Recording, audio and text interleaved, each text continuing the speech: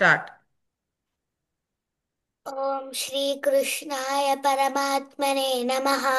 अथ अथ अष्टमोऽध्यायः। अक्षरपरब्रह्मयोगः। अर्जुन उवाच किं तद्ब्रह्म किमध्यात्मम् किं कर्म पुरुषोत्तम अधिभूतं च किं प्रोक्तम् अधिदैवं किमुच्यते अधियज्ञः कथं कोत्र देहेऽस्मिन् मधुसूदन प्रयाणकाले च कथम् ज्ञेयोऽसि नियतात्मभिः श्रीभगवानुवाच अक्षरं ब्रह्म परमं स्वभावोऽध्यात्ममुच्यते भूतभावोद्भवकरः विश विसर्गः कर्मसन्निधः अधिभूतं शरो भावः पुरुषश्चाधिदैवतम् अधियज्ञोऽहमेवात्र देहे देहभृतां वरा अन्तकाले च मामेव स्मरन् मुक्त्वा कलेवरं यः प्रयाति समद्भावं याति नास्त्यत्र संशयः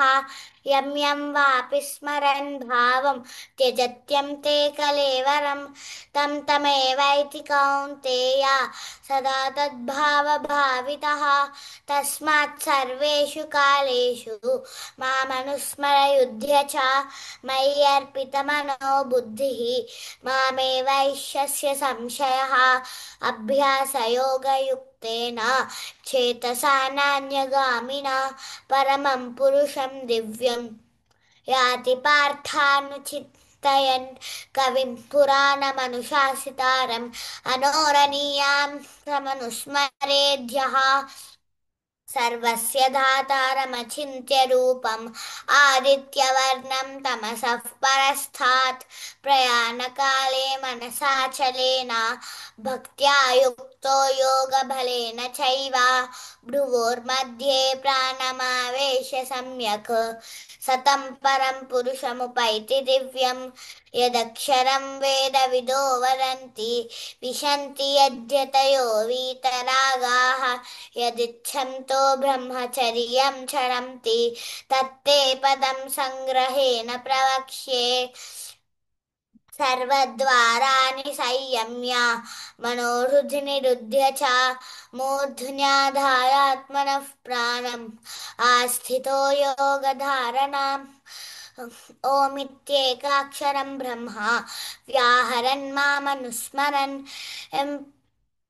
यः प्रयाति त्यजन् देहं स याति परमां गतिम् अनन्यचेताः सततं यो मां स्मरति नित्यशः तस्याहं सुलभः पार्थ नित्ययुक्तस्य योगिनः मामुपेत्य पुनर्जन्म दुःखालयमशाश्वतं नाप्नुवन्ति महात्मानः संसिद्धिं परमां गताः आब्रह्मभुवनाल्लोकाः पुनरावर्तिनोऽर्जुन मामुपेत्य तु कौन्तेय पुनर्जन्म न विद्यते सहस्रयुगपर्यन्तम् अहर्यद्ब्रह्मणो विदुः रात्रिं युगसहस्रान्ताम् देहोरात्रविदो जनाः अव्यक्ताद्व्यक्तयः सर्वाः प्रभवन्त्यः रागमे रात्र्यागमे प्रलीयन्ते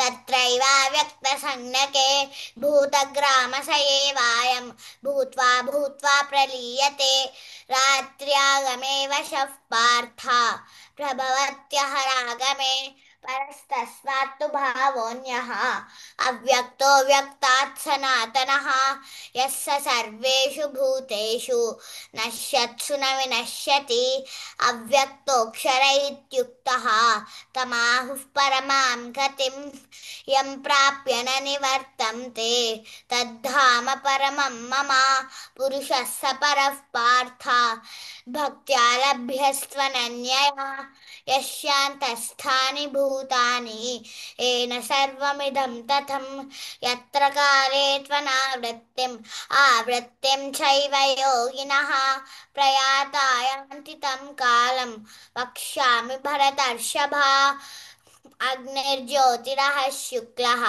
षण्मासा उत्तरायणं तत्र प्रयाता गच्छन्ति ब्रह्मविदो जनाः धूमो रात्रिस्तथा कृष्णः षण्मासा दक्षिणायनं तत्र चान्द्रमसं ज्योतिः योगी प्राप्य निवर्तते शुक्लकृष्णे गतिहेते जगतः शाश्वते मते एकया यात्यनावृत्तिम् अन्यया वर्तते पुनः नैते श्रुति पार्थ जानन् योगी मुह्यति कश्चन तस्मात् सर्वेषु कालेषु योगयुक्तो भव अर्जुन वेदेषु यज्ञेषु तपस्सु चैव दानेषु यत् पुण्यफलं प्रदिष्टम् अत्येति तत्सर्वमिदं विदित्वा योगी परं स्थानमुपैति चाद्यम् ॐ तत्सदिति श्रीमद्भगवद्गीतासु